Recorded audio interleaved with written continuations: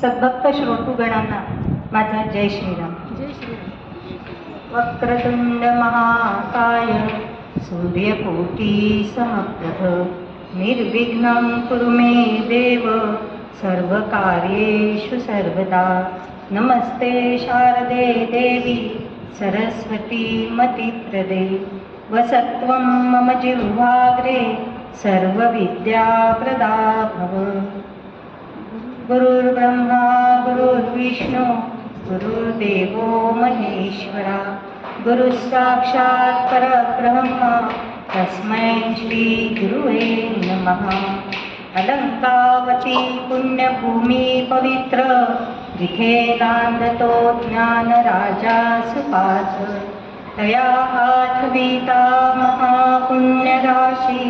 नमस्कार माझा सद्गुरु श्री ज्ञानेश्वरासी.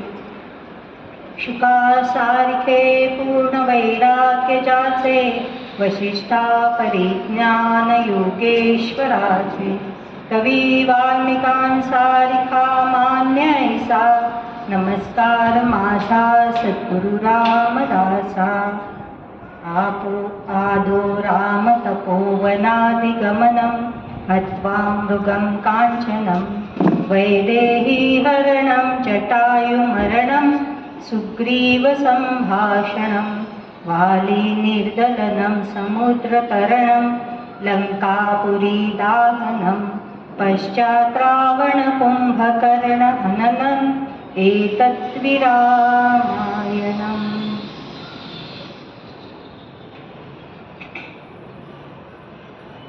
कालच्या कथेत आपण बघितलं मॅन प्रपोजेस गॉड डिस्पोजेस. राजा दशरथांनी आणि पूर्ण अयोध्याजनांनी बघितलेलं सुख स्वप्न एका रात्रीतून भंग पावलेलं होतं. मनात होते हाती घोडा पालखीत बैसावे. मनात होते हाती घोडा पालखीत बैसावे. देवाजीच्या मनात याला पायीच फिरवावे. मर्जी देवाची देवाची मिथ्या धाव मनाची. मर्जी देवाची देवाची मिथ्या धाव मनाची. अशी काहीशी परिस्थिती अयोध्येत झालेली आहे. रामाला वनवासाला जावं लागलेलं आहे आणि रामाच्या आणि आपल्या चाही पुत्रांच्या विरहात राजा दशरथांचा करुण अंत झालेला आहे. आपण हेही पाहिलं की रामावर निरतिशय प्रेम करणारी कैकेयी ज्या वेळेला तिला कळतं, मंथरा सांगते की रामाचा राज्याभिषेक होणार, त्यावेळेला आपल्या गळ्यातला अतिशय मौल्यवान रत्नांचा हार ती मंथरेला आनंदाने देते की तू मला किती छान बातमी सांगितलीस म्हणून. आणि पाहता पाहता काही मिनिटातच कैकेयी इतकी बदलते की ती रामाची शत्रू म्हणूनच जशी ती उभी राहते. हे सगळं कशामुळे झालेलं आहे तर हा सगळा आहे वाईट संगतीचा परिणाम. म्हणून नारद भक्ती सूत्रात नारदांनी सांगितलेलं आहे दुस्संग सर्वथैव त्याज्यहा. म्हणजे दुस्संग कधीही करू नये. सत्संगतीत नेहमीच मनुष्याने राहिलं पाहिजे. सुसंगती सदा घडो सृजन वाक्य कानी पडो. अयोध्याजन शोकात बुडालेले आहे. तमसेच्या किनाऱ्यापर्यंत ते प्रभू रामचंद्रांच्या रथाच्या मागे धावत धावत जातात. परंतु तिथून सगळेजण झोपलेले असताना प्रभू रामचंद्र मात्र सुमंत्र काकांना सांगतात की आपण आपला रथ घेऊन पुढे निघून जावं. आणि ते निघून गेलेले आहेत. गुह राजाची निषाद राजगुह याची भेट झालेली आहे. भिल्लांचा हा राजा प्रभू रामचंद्रांचा निरतिशय अगदी जवळचा प्रेमाचा मित्र आहे. इतका जवळचा की तो प्रभू रामचंद्रांकरता आपला राज्याचा म्हणजे राजपदाचा सुद्धा त्याग करायला तयार झालेला आहे. तो म्हणतो की माझ्या राज्याचे स्वामी तुम्ही व्हा. तुम्हाला नाही अयोध्येच्या राजपदावर राज्याभिषेक झाला रामा, तर आजपासून तू या या केवटाच्या राज्याचा आजपासून तू शृंगवेरपूरचा तू आज स्वामी होशील. मी तुला राज्याभिषेक करतो. म्हणजे आपलं सर्वस्व अर्पण करणारे प्रभू रामचंद्रांचे जवळचे मित्र आहेत. परंतु या सगळ्या गोष्टींचा अवहेद करून प्रभू रामचंद्र निघालेले आहेत. आता पुढच्या प्रवासाला ते निघाले की आपण मुक्काम कुठे करावा. केवटाकरवी ते गंगा नदी पार करतात.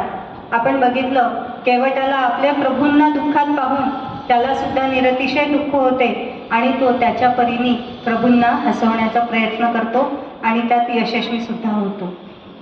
गंगा नदी पार करून प्रभू रामचंद्र चित्रकूटाच्या दिशेने निघालेले आहेत. चित्रकूटावर झोपड्या बांधून दिलेल्या आहेत गुहानी आणि लक्ष्मणाने, आणि तिथून गुहराज परत येऊन सुमंत्र काकांना सांगतात, गंगा नदीच्या अलीकडच्या तीरावर सुमंत्र काका वाट पाहत आहेत, कारण राजा दशरथांनी त्यांना सांगितलं होतं की रामाला 4-6 दिवस तू वनात फिरव आणि परत घेऊन ये, आणि त्याचा निरोप मला सांग की माझा राम कुठे आहे म्हणून. तर तो निरोप गुहा आता येऊन सुमंत्र काकांना सांगतो आणि सुमंत्र काकांचा रथ अयोध्येच्या दिशेने निघालेला आहे. त्यावेळेला बघा असं झालेलं आहे की रामाला सोडून रथामध्ये राम नाही हे पाहिलं आणि ते रथाचे घोडे सुद्धा पुढे जाईनात. त्यांना ओढत ओढत न्यावं लागलेलं आहे, कारण माझ्या रथामध्ये माझा स्वामी नाही हे त्या प्राण्यांना सुद्धा सहन झालं नाही. इतकं निरतिशय प्रेम रामाचं या चराचर सृष्टीवर आहे. सुमंतांचा रथ येऊन पोचलेला आहे अयोध्येमध्ये. सुमंत मुद्दाम अर्ध्या रात्री प्रवेश करतात, कारण जर मी दिवसा पोचलो तर हे अयोध्याजन माझी वाट अडवतील आणि मला सगळं काही त्यांना सांगणं अतिशय कठीण होईल की रामांना तू परत का आणलं नाहीस असं प्रत्येकजण मला विचारेल आणि मी त्याचं उत्तर सगळ्यांना काय देऊ. म्हणून ते अर्ध्या रात्री प्रवेश करतात. परंतु सगळा त्यांचा अंदाज चुकतो, कारण हे अयोध्यावासी फक्त दिवसा बसले रात्री घरी जाऊन झोपून राहिले अशातले नाही. दिवस रात्र ते अखंड सुमंत परत येईपर्यंत अगदी किनाऱ्यावर म्हणजे याच्या अयोध्येच्या वेशीवरच बसलेले आहेत, पूर्ण रस्त्यावर बसले. कोणी इतक्या दिवसात कोणाच्या घरात चूल पेटली नाही, काही खाल्लं पिल्लेलं नाही, सगळेजण तसेच बसलेले आहेत आपल्या प्रभू रामचंद्रांची वाट बघत. ज्यावेळी सुमंत येतात त्यावेळेला सगळेजण त्यांच्या रथाच्या भोवती गोळा होतात. राजा दशरथांना भेटण्याकरता सुमंत कौशल्या मातेंच्या महालात जातात. कारण काय आहे की आता राजा दशरथांचा मुक्काम कुठे आहे? कौशल्या मातेच्या महालात. ज्या वेळेला कैकेयीने हे असे कठोर वचन राजा दशरथांकडनं घेतले, त्यावेळेला राजा दशरथांनी कैकेयीचा आणि तिच्या महालाचा सगळ्याचा त्याग केलेला आहे. राजा दशरथांना निरोप सांगितला जातो, परंतु राम परत आला नाही हे पाहिलं आणि राजा दशरथांनी आपला प्राणत्याग केलेला आहे. अशी अशुभ घटना तिथे घडली आहे. त्यानंतर वशिष्ठ महामुनींनी ही सगळी आणीबाणीची परिस्थिती आपल्या हातात घेतलेली आहे. त्यांनी भरत आणि शत्रुघ्न यांना आणण्याकरता अयोध्येचे दूत पाठवलेले आहेत कैकेय देशामध्ये, आणि ही बातमी कुठेही बाहेर जाऊ नये ही गुप्तता राखण्यात आली. म्हणून अश्वपती महाराजांना देण्याकरता महावस्त्र, मिठाई हे सगळं पाठवण्यात आलं आहे की इकडे काही पण घडलेलं नाही, राजपुत्रांना फक्त बोलावण्यात आलेलं आहे. आणि आता राजा भरत आणि शत्रुघ्न, भरताच्या मनात मात्र, कारण बघा आपणही म्हणतो हे आपले मूक संदेश असतात, एकमेकांना कळत असतात. अजूनही आपल्याला पण प्रत्येकाचा अनुभव असेलच हा की आपल्या जवळच्या नातेवाईकाकडे जर कुठली घटना वाईट घडली असेल तर आपल्याला तो फोन येण्याच्या आधी किंवा काही वेळ आधी तरी अस्वस्थ झाल्यासारखं होतं. हा मनाला मिळालेला संदेश असतो आणि हा मिळतो म्हणजे मिळतोच.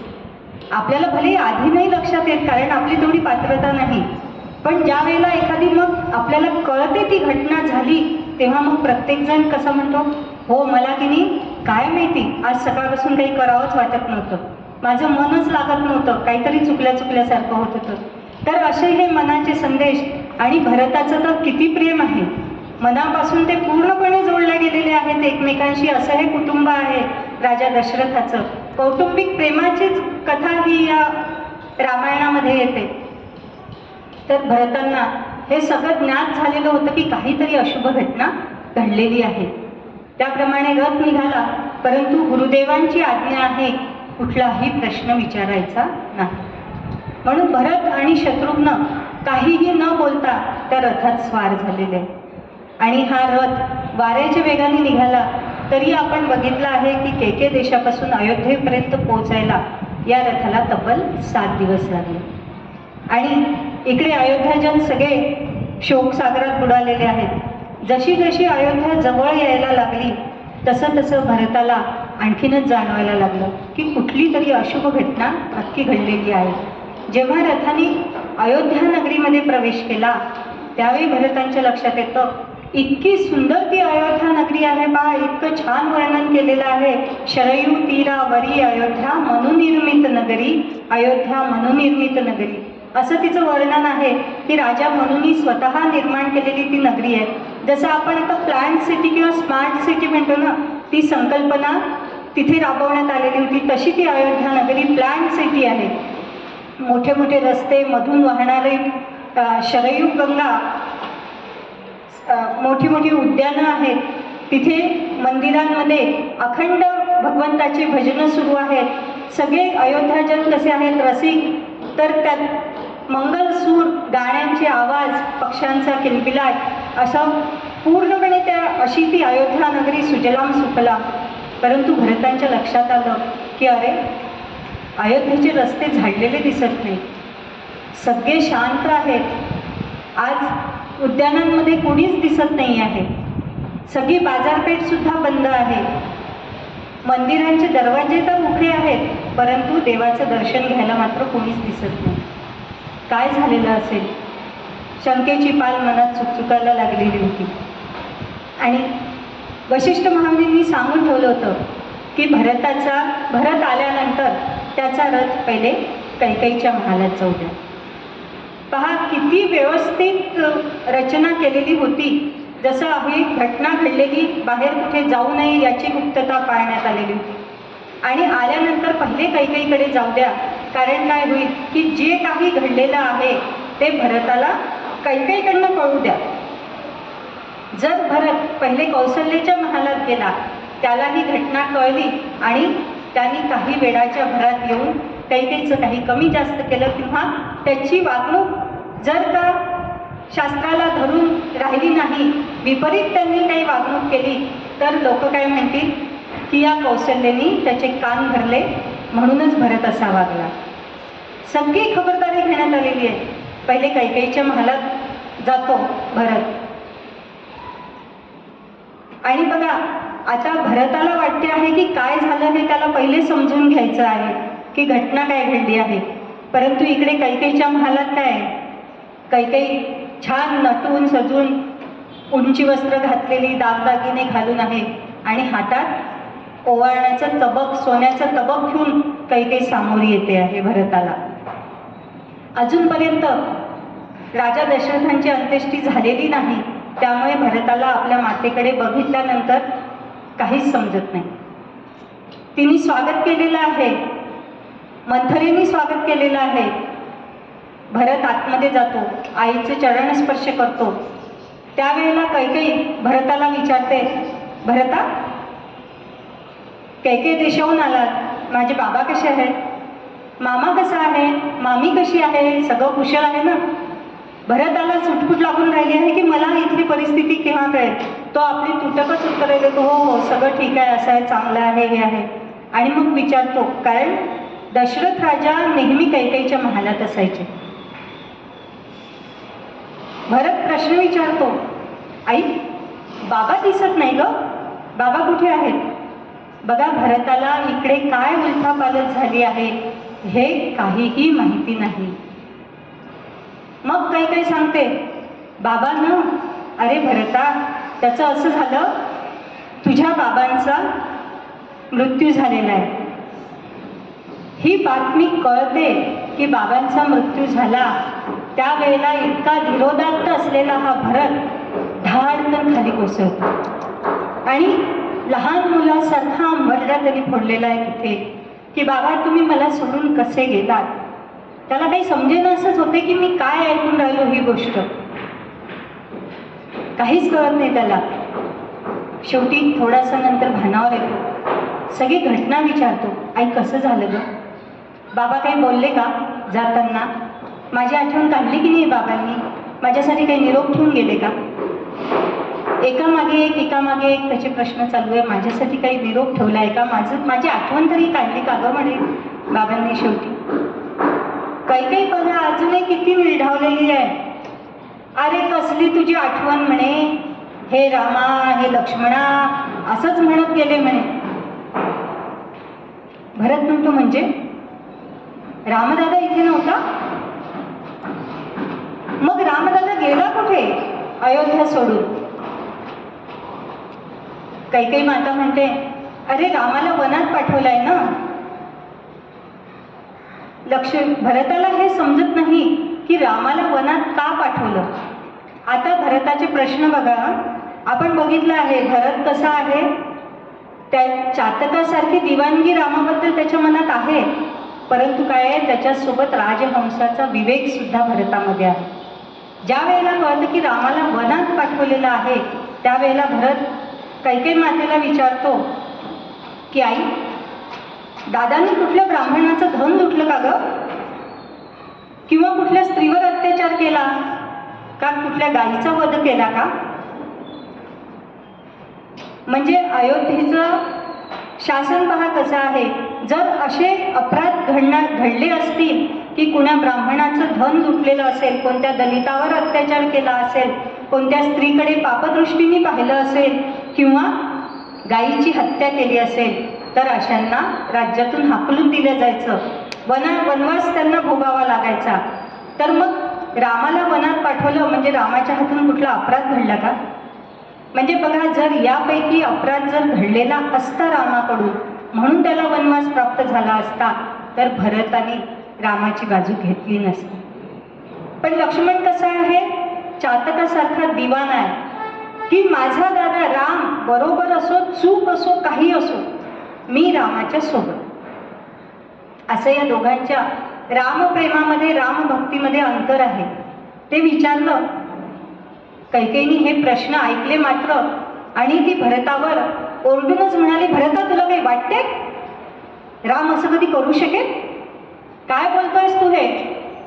तुला काही आपला रामदादा तुला असं वाटला का की तो असं काही करेल? कोणत्या स्त्रीकडे पापदृष्टीने बघेल की ब्राह्मणाचं धन हरण करेल का गोहत्या करेल? एवढी रामाबद्दलची खात्री कैकेयीच्या मनात आहे. मग हे कळलं भरताला आणि त्याला थोडं समाधान वाटलं मनाला की चला माझा दादा अपराधी नाही. मग म्हणे राम का वनवासात गेले? मग कारण काय? हे जर चाली त्याच्या हातून कुठलाच अपराध घडला नाही तर रामाला वनवासात का जावं लागलंय? त्यावेळेला कैकेयी म्हणते, अरे भरता तुला काय सांगू, इथे ना तुझ्या माघारी खूप मोठं कारस्थान रचल्या चाललं होतं. हो म्हणे, कसलं कारस्थान? तू नसताना ना म्हणे रामाला राज्याभिषेक करणार होते, पण खरं म्हणे या मंथरेचे धन्यवाद म्हणे. तीच एक आहे आपल्या हिताचा विचार करणारी. तिने माझ्या सगळं लक्षात आणून दिलं आणि मी सांगितलं म्हणे तुझ्या बाबांना की हा राज्यकारभार काही रामाच्या हाती सोपवायचा नाही, हा भरताच्या हाती सोपवा. बघ भरता, मी तुला राज्य मिळवून दिलेलं आहे. भरताच्या अंगाचा तीळपापड झाला की आई, आपली आईनी हे काय मागून घेतलं.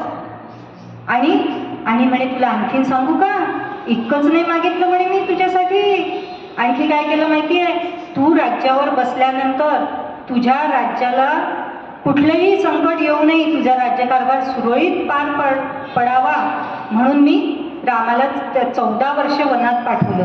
त्यामुळे आता तू सुखाने राज्यकारभार करू शकतो. हे शब्द ऐकले आणि भरत मात्र आता आपल्या आईवर खूप चिडलेला आहे. तो म्हणतो, आई हे असं बोलण्याच्या आधी तुझ्या तोंडात किडे का नाही पडले? तू मरून का नाही गेलीस? अगं तुझे हे वचन माझ्या बाबांनी पाळलं तरी कसं? आजोबांसारखं तुला त्यांनी हाकलून का नाही दिलं? आजोबांनी जसं आजीला हाकलून दिलं म्हणे राज्यातून राज्याच्या बाहेर, तर माझ्या बाबांनी तुला हाकलून का दिलं नाही? तुझा त्याग का केलेला नाही? तू अशी कशी आहेस? तू माझी आई म्हणण्याच्या लायकीची सुद्धा नाहीस. माता न तू वैरिणी, माता न तू वैरिणी, अश्वपतीची नव्हेस कन्या, नव्हेस माझी माय, धर्मात्म्याच्या वंशी कृत्या निपजे नांदे काय. वधनाथाचा करील मुढे पतिव्रता का कुणी, माता न तू वैरिणी. की अगं इतक्या धर्मात्मा तुझ्या वडिलांच्या पोटी तू जन्माला आलीस आणि आपल्या पतीच्या नाशाला कारण ठरलीस. तुला पतिव्रता कसं म्हणावं? तू माझी आई नाही आहेस.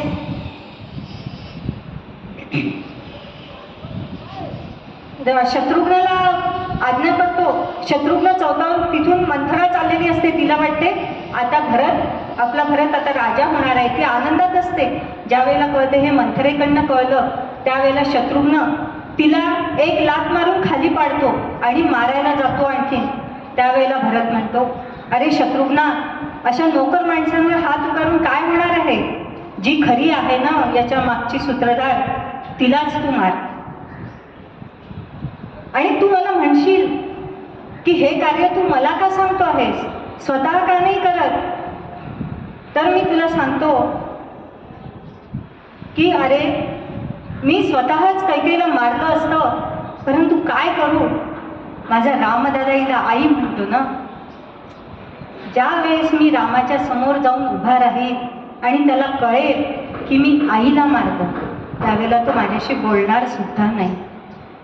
बघा कशी एकेकाची प्रतिमा असते की त्यांच्या माघारी सुद्धा आदरयुक्त धाक की नाही, मी असं वागलो तर माझ्या दादाला आवडणार नाही, मी असं वागलो तर माझ्या आई वडिलांना ही गोष्ट पटणार नाही. फक्त बाबा आले की धाकामुळे फक्त TV त्या मिनिटाला बंद करायचा आणि गेले की लगेच मोठ्या आवाजात सुरू. असं नाही, अभ्यासाच्या वेळी माझ्या बाबांना TV लावलेलं आवडणार नाही ना, मग ते असोत नसोत घरात. असं हे रामाचं व्यक्तिमत्व आहे. पहा की राम मला काय म्हणेल, प्रत्येक वेळी विचार काय, राम मला काय म्हणेल मी समोर गेला. जसं आपण ते बघितलं ना, स्वामी आपलं ब्रह्मचैतन्यांची एक कथा बघितली की त्यांचे नेत्र की तो मुलगा किती बदलतो की नाही, महाराज माझ्याकडे पाहत आहेत, फक्त त्यांचे डोळ्यांनी ते बघत असतात, याला बाकी कुठलाही परिचय नसतो, पण महाराज बघत आहेत म्हणून तो वाईट वागत नाही आणि सन्मार्गाला लागतो. तसंच आहे की माझा राम काय म्हणेल. आणि आपल्या आईला खूप बोलतो, विनाशितो महाराजा पिता मे धर्मवत्सलः कस्मात प्रवर्जितो राम कस्मदेव वनम दतः. असं वाल्मिकींनी वर्णन केलेलं आहे की तू सांग, माझ्या धर्मवत्सल पित्याचा तू नाश का केलास, माझ्या मोठ्या भावाला तू घरातून का काढलंस. मातृरूपे ममा मित्रे नृशंसे राज्य कामुके नतेहम अमी भाष्योस्मी दुर्वृत्ते प्रतिघातिनी. की नाही त्या शब्दात भरत आपल्या आईची निर्भत्सना करतो आणि लगेच तो महाल त्यागतो आणि जातो आहे कौशल्याच्या महालात. पहा भरताला इतकी त्याची रामप्रीती आहे, परंतु एक दुर्दैवाची गोष्ट की भरताची रामप्रीती लवकर कोणाच्या लक्षातच आलेली नाही. काही मातेला पण असा विश्वास आहे की मी राज्य मागून घेतल्यावर तिलाही वाटते माझं भरत राज्य स्वीकारेलच. दशरथांच्या मनात सुद्धा येऊन गेलेलं आहे की भरत राज्य स्वीकारेल. त्यांनी आपली शेवटची इच्छा काय सांगितलेली होती की जर भरताने राज्य स्वीकारलं तर त्याला माझ्या चितेला अग्नी देण्याचा अधिकार नाही. इकडे आता कौशल्याच्या महालात भरत आलेला आहे. त्याला आलेलं पाहिलं आणि कौशल्या माता सुद्धा काय म्हणते, आलास, झालं का तुझं समाधान, आता बैस तू राज्यावर, मायलेकं मिळून छान आनंदित राहा, राज्य कारभार करा, माझं लेकरू फिरते आहे तिकडे वनात. पहा कौशल्याने सुद्धा भरताला ओळखलेलं नाही. जशी म्हणजे काही म्हणत होती माझा राम, तशी कौशल्याही म्हणत होती की राम तुझा आणि भरत माझा. परंतु कौशल्याच्याही मनात येऊन गेलं भरताबद्दल शंका. त्यावेळेला भरत मात्र कौशल्याच्या चरणावर पडून प्रचंड विलाप करतो आहे आणि म्हणतो आहेस, माते कैकेयी तर मला मेली, आता तू पण माझ्याशी अशीच वागणार का गं? कोणाची शपथ घेऊ म्हणजे तुला खरं वाटेल. सगळ्यात किती प्रकारच्या शपथा भरताने घेतलेल्या आहेत कैकेयीच्या समोर की या प्रकरणाशी माझा काहीही संबंध नाही. मला आत्ताच माहिती झालेलं आहे की अशी घटना अयोध्येमध्ये घडलेली आहे. त्यावेळेला मात्र कौसल्या मातेला विश्वास बसतो की नाही, ती भरताला उचलून स्वतःच्या जवळ घेते. नंतर भरत आपल्या पित्याचं दर्शन घेण्यासाठी जिथे महाराजांचं कलेवर ठेवलेलं आहे तिथे जातो. ते बघितल्यानंतर म्हणजे तो जो विलाप करतो ते शब्दात सांगणं अतिशय कठीण काम आहे. की म्हणतो की बाबा, तुम्ही असे मला न सांगता कसे गेलात? तुम्ही तुमच्या आयुष्यात प्रत्येक कार्य तुमचं पूर्ण केलेलं आहे, परंतु हे कार्य अर्धवट ठेवून तुम्ही कसे गेलात? मला वाटलं होतं की तुमच्या शेवटाच्या वेळी माझा हात माझ्या रामदादाच्या हाती सोपवाल आणि त्याला सांगाल की आता तू पित्याप्रमाणे माझ्या भरताचा सांभाळ कर. असं मला वाटलं होतं की माझा हात माझ्या दादाच्या हाती, माझी जबाबदारी त्याच्यावर सोपवून मग तुम्ही जाल. बाबा, तुम्ही असे कसे गेलात? असं म्हणून भरत आणि शत्रुघ्न दोघेही खूप विलाप करतात. तितक्यात महर्षी वशिष्ठ येतात. ते भरताला जवळ घेतात, सांगतात की भरता, असेच आता पुष्कळ दिवस झालेले आहेत, शोक करायला आता आपल्याजवळ जास्त वेळ नाही, आता पुढचे कार्य आपल्याला उरकले पाहिजे. म्हणून मग अंत्यसंस्काराची तयारी होते. एका मोठ्या राजाला शोभेल अशा प्रकारे तो राजा दशरथाचा अंत्यविधी शरयूच्या किनाऱ्यावर पार पडतो. समस्त अयोध्याजन जमलेले आहेत आणि अतिशय शोकाकुल वातावरणात त्यांनी अंत्यसंस्कार पार पाडलेले आहेत. नंतर 15 दिवस सूतकाचे जातात आणि म्हणजे या 15 दिवसात कुठलंच कामकाज होणार नव्हतं. त्यानंतर ज्या वेळेला शुद्धी होते त्यावेळेस राजदरबार भरवला जातो आणि आता पुढचं सगळ्या प्रक्रिया करायच्या असतात. कारण राज्याला राजा हवा, वारस हवा. म्हणून मग सगळं ठरलेलं असतं की आता काय करायचं. राम तर वनातून परत येणार नाही हे निश्चितच आहे. मग आता राज्याभिषेक कोणाला? तर भरतालाच करायचा. मग असं ठरवतात वशिष्ठ महामुनी की भरताने राज्य स्वीकारावं असा प्रस्ताव कौसल्या माता संसदेत मांडतील. त्याला सुमित्रा माता अनुमोदन देतील आणि मग भरताचा राज्याभिषेक केला जाईल. सगळ्या मंत्रिमंडळाची मान्यता मिळवू हे सगळं ठरतं आणि त्याप्रमाणे संसद बोलावल्या जाते. राज दरबारात कौसल्या माता प्रस्ताव मांडतात की आता असं आहे की भरताने हे राज्य स्वीकारावं, कारण राजा दशरथांचा मृत्यू झालेला आहे, ज्येष्ठ पुत्र राम हा वनात गेलेला आहे. आता सगळ्यांचं लक्ष आहे भरताकडे. बघा, अयोध्याजन सगळेच डोळ्यात तेल घालून भरताच्या प्रत्येक कृतीकडे पाहते. आता भरत कसा वागेल यावर सगळ्यांचं लक्ष लागलेलं आहे. ज्या वेळेला भरत कौसल्याच्या महालात जातो आणि कबूल करतो की यामध्ये माझा कुठलाही हात नाही, ही गोष्ट अयोध्याजनांना कळलेली आहे. त्यामुळे भरताबद्दलचं मत थोडं थोडं आता त्यांचं निवळत चाललेलं होतं. संसदेत असा प्रस्ताव आल्यानंतर मग आता काय राहिलेलं होतं की भरताने उभं राहायचं, एक आपलं भाषण करायचं, त्याला अनुमोदन द्यायचं आणि राजपद स्वीकारायचं. भरताला स्वतःला उठल्या पण जात नव्हतं. डोळ्यातून सतत अश्रुपात सुरूच आहे. उठून उभं राहण्याची सुद्धा ताकद नव्हती. शत्रुघ्नाच्या मदतीने भरत उभे राहिलेले आहेत. शत्रुघ्न त्यांना धरून उभे आहेत भरताला. आणि भरतांनी बोलायला सुरुवात केली सगळ्या या सभाजनांच्या समोर. भरत म्हणतात की हे पहा सभाजन हो, मनुष्याच्या हातून एक चूक घडली ना की या चुकीची शृंखलाच घडत जाते. आज माझ्या हातून चूक झालेली आहे, माझ्यामुळे का होईना, माझ्या नावामुळेच म्हणजे रामाला माझ्यामुळेच वनवासात पाठवल्या गेलेला आहे, ही माझ्या हातून चूक झालेली आहे. आणि आता मी दुसरी चूक सुद्धा करायला चाललेलो आहे. असं सांगतात की मातेची, गुरुजनांची आज्ञा ही प्रमाण मानली पाहिजे. त्यांनी जे सांगितलं ते आपण केलंच पाहिजे. परंतु आज माझ्या हातून हा सुद्धा अपराध एक घडणार आहे. आज मी गुरुदेवांची आणि माझ्या मातेची आज्ञा मात्र मी पाळू शकत नाही. मी या राज्याचा जो खरा अधिकारी आहे, माझा ज्येष्ठ भ्राता, तो वनात वणवण भटकत असताना त्याच्या राज्यावर गादीवर मी बसायचं आणि राज्याचा उपभोग घ्यायचा, हे माझ्याच्यानी होऊ शकत नाही. मी माझ्या गुरुदेवांची ही आज्ञा मान्य करू शकत नाही. गुरुदेवांनी मला माफ करावं. आणि मी आता हे सांगतो आहे की या राज्याचा जो स्वामी आहे तो रामदादा, तोच या गादीवर बसेल.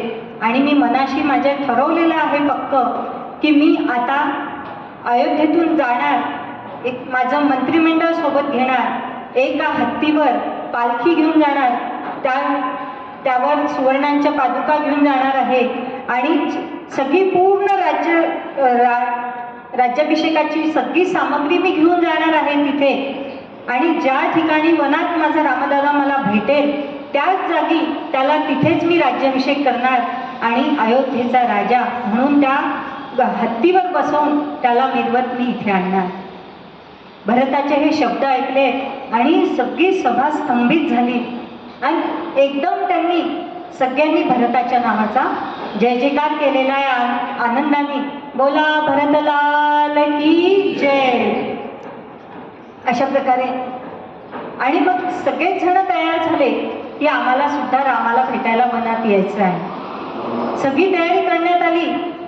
कधी नव्हे ती अयोध्येत घराघरात भांडणं लागली. कशासाठी? की मी जाणार वनात.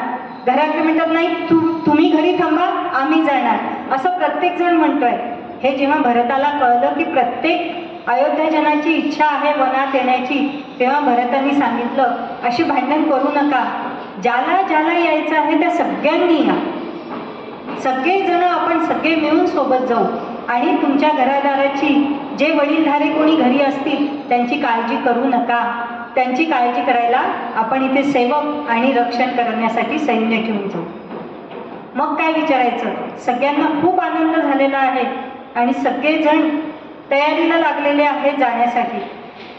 आता इतके लोक जाणार, मग त्यात हत्ती, घोडे, पायदळ, घोडदळ आहे, सगळे चतुरंग सेना घेऊन जायची आहे, माता जायच्या आहेत, ज्येष्ठ महिला आहेत, त्यांना त्रास होईल म्हणून त्यांना रथातून न्यायचं आहे, पालखीतून न्यायचं आहे. मग अशी हे निघाली तर उठलं आणि निघालं असं होऊ शकत नाही. त्याकरता पूर्ण तयारी झाली, करायला सांगितलेली आज्ञा केलेली आहे भरताने. मग काय करण्यात आलं की ज्या रस्त्याने आपण जाणार आहोत ते रस्ते रुंद करावे लागतील, कारण आपला टाका खूप मोठा आहे, रस्ते दुरुस्त करावे लागतील. त्याकरता त्यांनी घेतलेलं आहे की वाल्मिकी ऋषींच्या या वाल्मिकी रामायणामध्ये सगळ्या गोष्टींचा उल्लेख केलेला आहे की कोण कोण सोबत आहेत. सूत्रकर्म विशारदाहा, म्हणजे ज्यांच्याकडे या जमिनीचे नकाशे आहेत की आपल्याला कोणत्या कोणत्या मार्गाने जायचं आहे, असे ज्यांच्या हाती नकाशे, ज्यांना कळतो तो मार्ग, असे लोक सोबत आहेत. कर्मांतिका, स्थपतया पुरुषा, यंत्रकोविदाहा म्हणजे इंजिनियर्स आहेत, स्थापतया म्हणजे इंजिनियर्स आहेत, यंत्रकोविदाहा म्हणजे जे आपण हे सगळे कार्य करण्याकरता आपण जी यंत्रसामुग्री घेऊन चाललेलो आहे, रस्ते मोठे करायचे आहेत, मार्गात येणारी झाडं झुडपं आहेत ते तोडायची आहे, नद्या लागतील त्या ओलांडायकरता तात्पुरते का होईना पूल पण बांधायचे आहे. मग अशी जी यंत्रसामुग्री घेऊन चाललेलो आहे आपण, तर काम करताना यंत्र बिघडू शकतात. मग ते यंत्र दुरुस्त करणारे लोक म्हणजे यंत्रकोविदाहा, हे सुद्धा सगळे यंत्रज्ञ तंत्रज्ञ सगळे सोबत घेतलेले आहेत आणि काम करत चाललेले आहेत.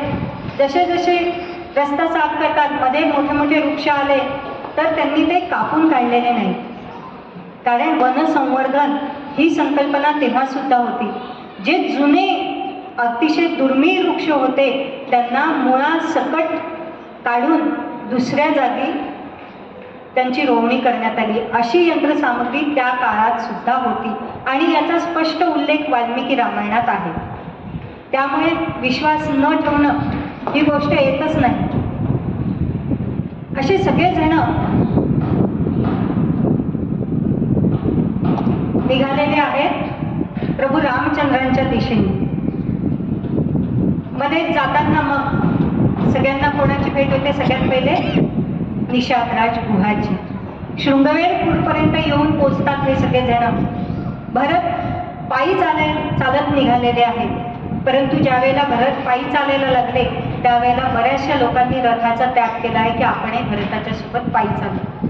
त्यावेळी सुमंत्र काका येऊन सांगतात, भरता तू पायी चालतो आहेस हे ठीक आहे, परंतु तुझ्या सोबत जे चालतायत ना त्यांना त्रास होतो आहे. त्यामुळे एक गोष्ट कर, तू रथात बस आणि तू रथात बसल्याशिवाय ते कोणी रथात बसणार नाही. म्हणून मग भरत रथामध्ये चढतो आहे आणि मध्येच मग कुणाचं लक्ष नाही असं पाहिलं की पुन्हा खाली उतरून पायी चालायला लागलं. असे हे भरतच आहे की माझा दादा पायी गेलेला आहे. निषादराज येतं. बघा इथे सुद्धा भरताला गुहराज सुद्धा ओळखत नाही. ती भरताची चतुरंग सेनेसह येताना भरत दिसला त्यावेळेला हे तरुण सगळेजण जमा झाले आणि म्हणायला लागले की पहा, हा भरत आता रामावर आक्रमण करायला चालला. कारण सगळी चतुरंग सेना आहे, याच्या आईनीच रामाला पाठवलं आहे वनवासात आणि हा आता की माझं राज्य निष्कंटक व्हावं, 14 वर्षांनी पण राम परत यायला नको. तर आपण काय केलं पाहिजे? आपण या भरताला इथेच अडवू. सगळे मिळून सगळेजण सशस्त्र व्हा, आपले आपले शस्त्र सज्ज करून तयार राहा भरताशी लढायला. निषादराज गुह म्हणतो, सगळ्यांना जमा करतो. हे बघा म्हणे, मला माहिती आहे की या अयोध्येच्या बलाढ्य सैन्यासमोर आपला निभाव काही लागणार नाही, परंतु आपण एक गोष्ट तर करू शकतो ना की आपला शेवटचा भिल्ल जिवंत असेपर्यंत आपण या सैन्याला पुढे जाऊ देऊ नये. सगळे तयार होतात. केवढी रामप्रीती आहे पहा. प्रत्येक जण म्हणतो की रामासाठी मरण प्रत्येक जण पत्करायला तयार आहे, प्राण द्यायला सुद्धा तयार आहे की रामासाठी तुझसाठी जनन ते जनन, तुझं वीन जनन ते मरण. आणि म्हणे आपण टिकणार नाही हे माहिती आहे, पण जरी मृत्यू येईल तरी रामकार्यासाठी मृत्यू येईल. आणि युद्ध कुठे होणार? गंगेच्या किनारी होणार. गंगेच्या किनारी मृत्यू म्हणजे स्वर्गप्राप्ती. असा हा सगळा विचार करतात. आणि युद्धात ज्याला मृत्यू येतो ना चांगल्या कार्याकरता, तो सुद्धा अमरच होत असतो. असे करून ते सगळेजण शस्त्रसज्ज होतात.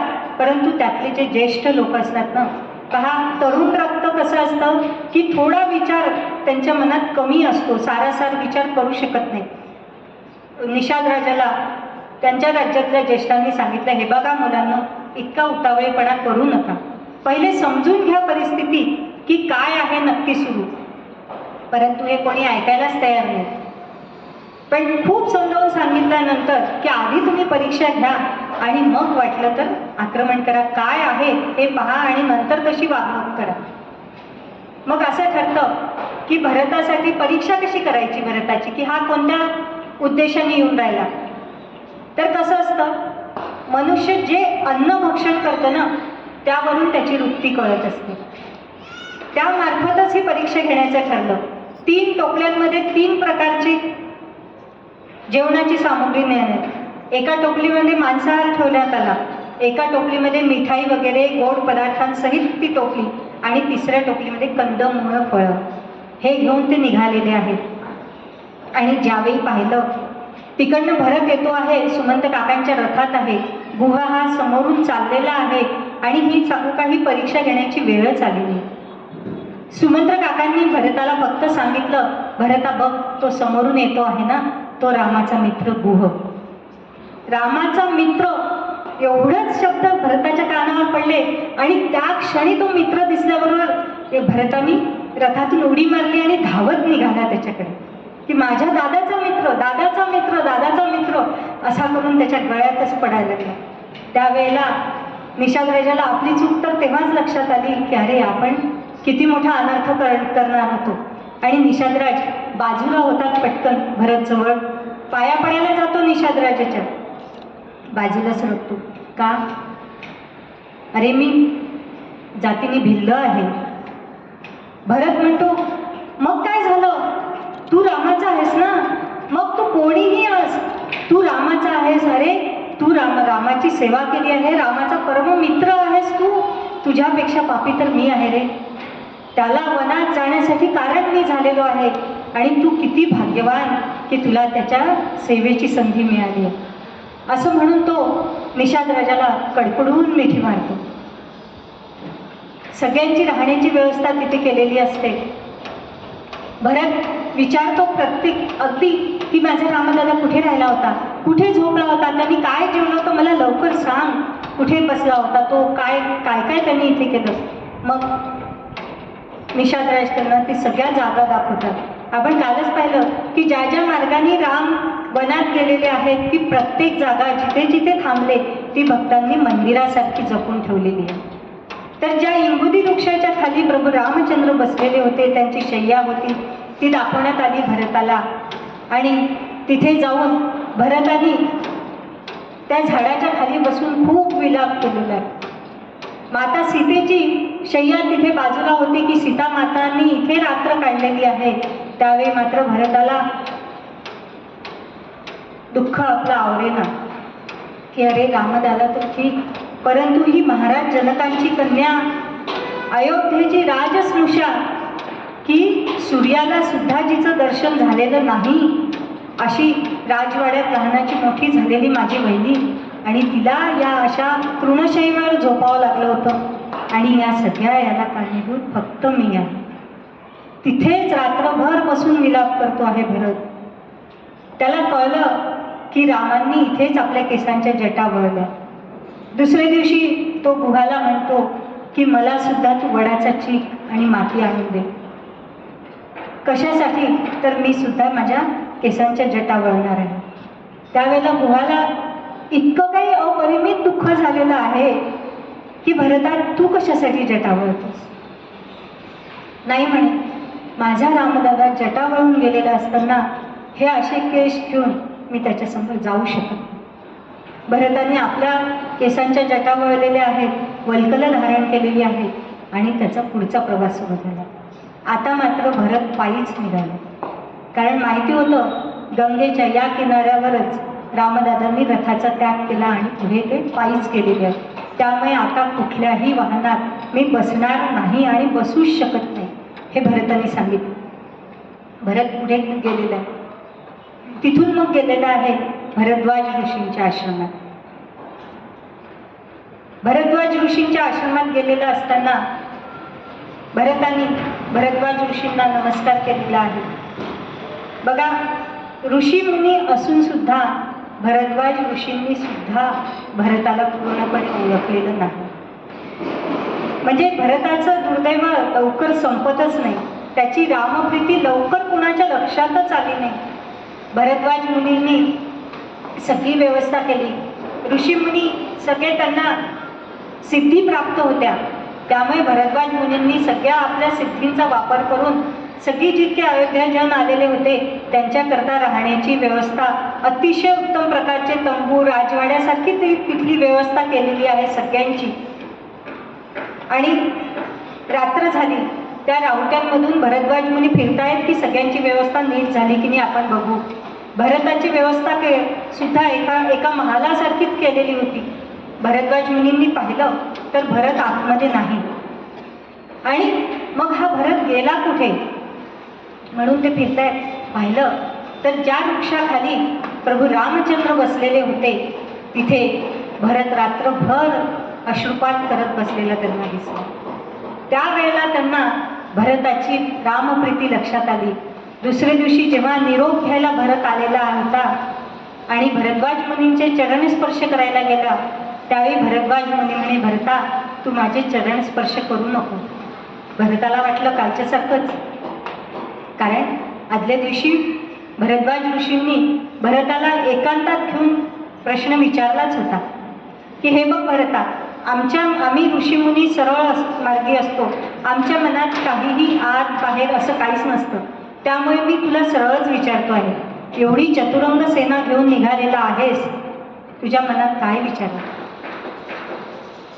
भरत म्हणाला, गुरुवर्य, त्या मंथरेला कळलं नाही, माझ्या मातेला कळलं नाही, कौशल्या मातेला कळलं नाही, त्याचं मला इतकं वाईट नाही वाटलं.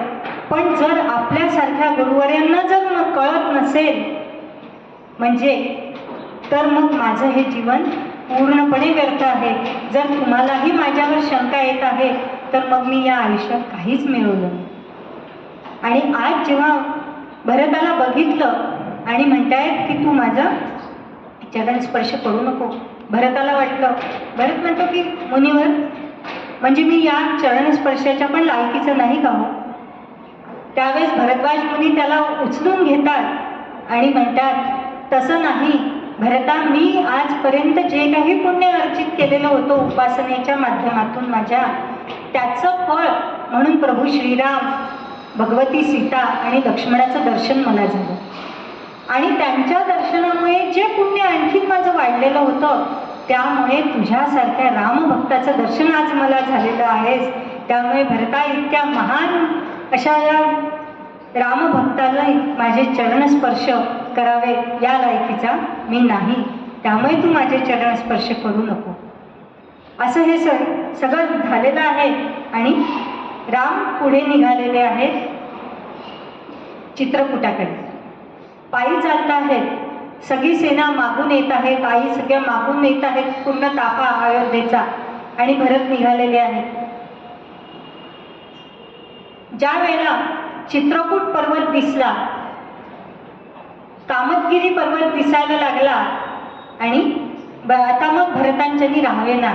त्यांनी शत्रुघ्नला आणि सुमंत्र काकांना सांगितलं की आता या मागून येणाऱ्यांकडे सगळ्यांकडे तुम्ही लक्ष द्या, आता मी मात्र पुढे जाणार. आणि भरत घाईघाईने निघतो आहे. आणि इतक्यात काय झालं की प्रभू रामचंद्र चित्रकूटावर बसलेले आहेत. काही साधू मंडळी त्यांच्या सोबत आहेत वनातले. आणि इतक्यात वनामध्ये काहीतरी हालचाल जाणवायला लागली. धुळीचे लोट उठून राहिले, पक्षी किलबिलाट करायला लागले. एकदम गोंधळ झाल्यामुळे प्राणी पक्षी इकडे तिकडे जात आहेत, चित्कार करून राहिलेले आहेत. प्रभू रामचंद्रांना हे बदललेलं वातावरण लक्षात आलं.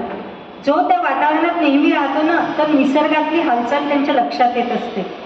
समुद्राला भरती ओहोटी केव्हा येणार, समुद्राचं पाण्याचे आवाज हे ते नावाड्यांना बरोबर कळत असते, कारण त्यांचं समुद्राचं एक नातं निर्माण झालेलं असतं आंतरिक. तसे या प्रभू रामचंद्रांना वनवासातली ही हालचाल सगळी लक्षात आली की काहीतरी घटना घडते आहे. त्यांनी लक्ष्मणाला सांगितलं की बघ रे लक्ष्मणा, जरा झाडावर चढून काय होऊन राहिलेलं आहे, कारण कुठल्या राक्षसांनी तर आक्रमण वगैरे केलेलं नाही ना, हे बघायचं होतं. लक्ष्मण झाडावर चढला.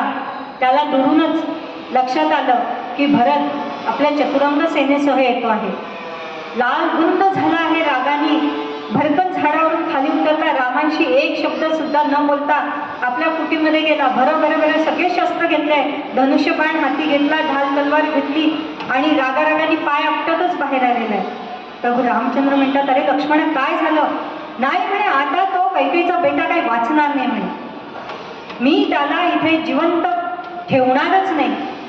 प्रभू म्हणतात, अरे पण झालं काय ते तर सांग. आला आहे ना म्हणे तो कैकेयीचा बेटा, इथे येणं त्याच्या हाती आहे पण जाणं काही त्याच्या हाती नाही आहे. आता दाखवतो म्हणे त्याला कसं असते. तर प्रभू रामचंद्र म्हणाले, हे बघ लक्ष्मणा, भरत कोण येत आहे मला माहिती नाही. जर तो भरत आलेला असेल ना, तर तो मात्र आपल्याशी युद्ध करायला नक्कीच आलेला नाही. नाही म्हणे रामा, इतकं तुमच्या हातून राज्य हिसकून घेतलं, सगळं हे झालं, तरी तुमचा भरोसा त्याच्यावरच आहे म्हणे.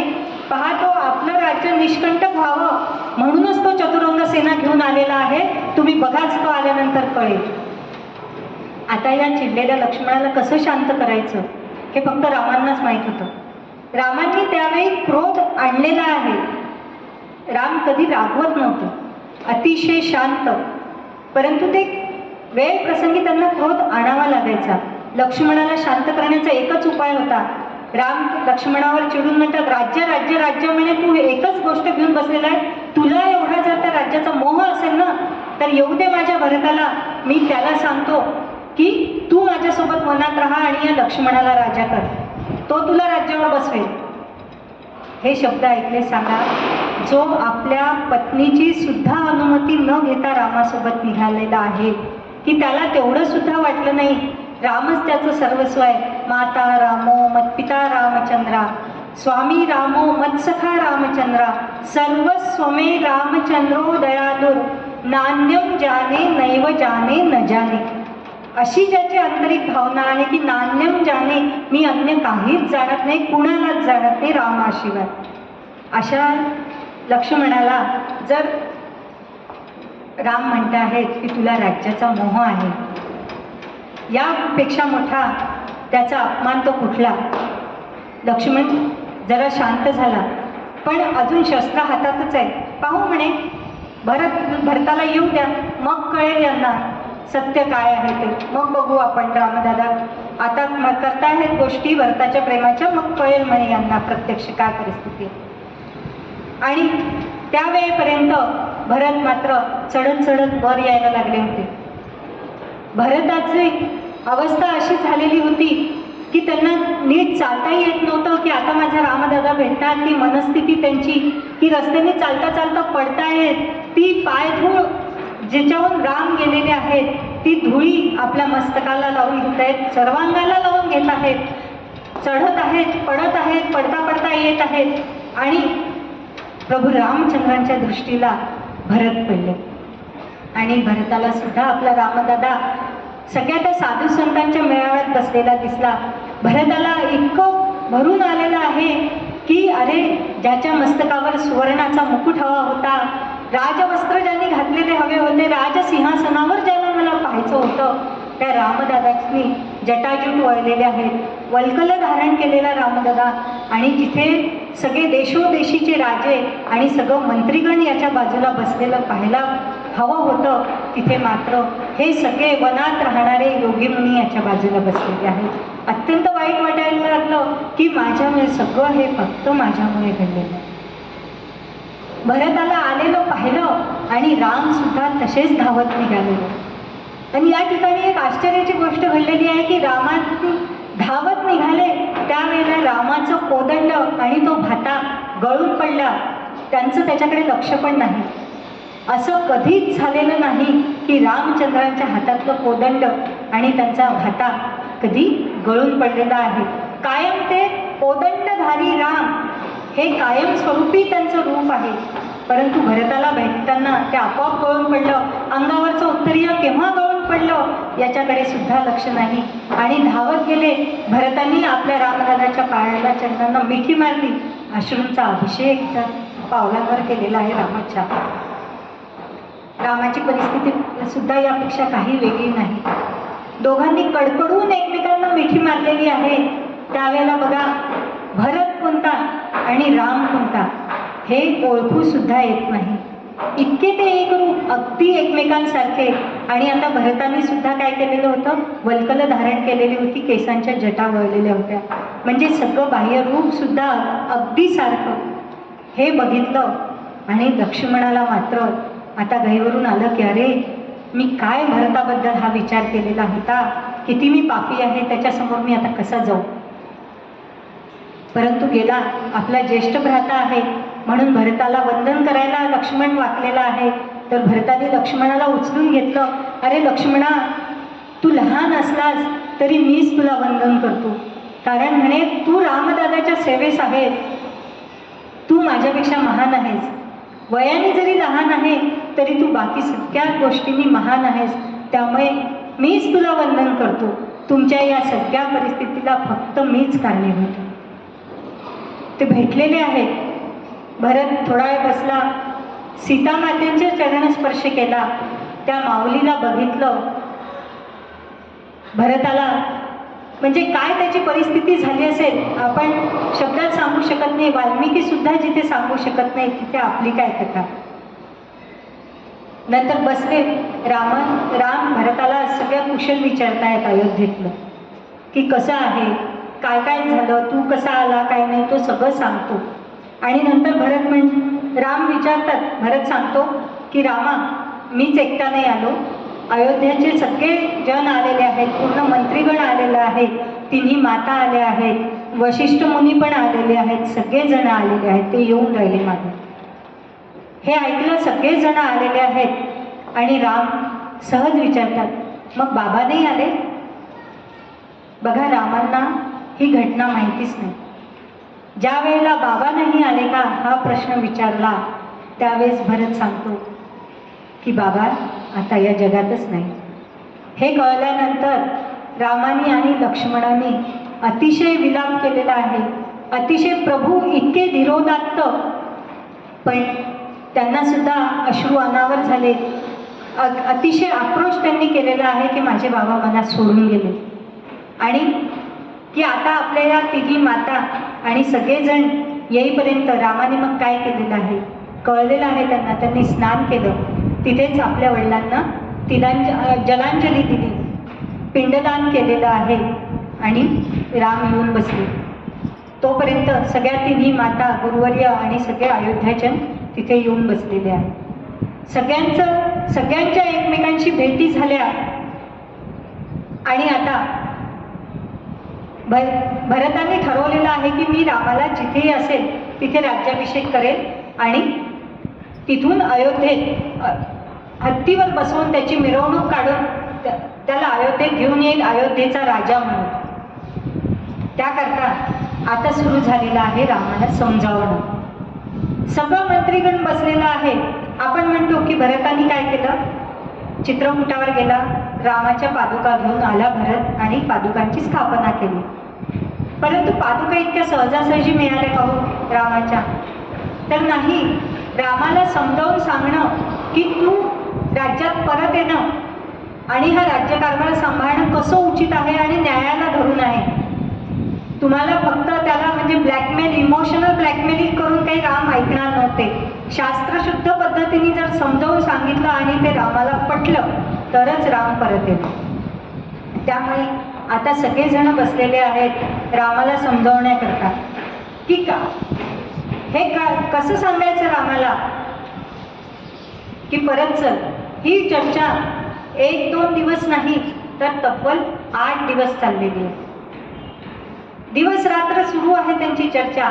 एक मुद्दा भरत मांडतो आहे आणि त्याचं खंडन करत राम पटवून देत आहेत की मी अयोध्येला परत येणार नाही आणि हा राज्यकारभार तुलाच सांभाळायचा आहे. भरत पहिल्यांदा म्हणतो की रामा,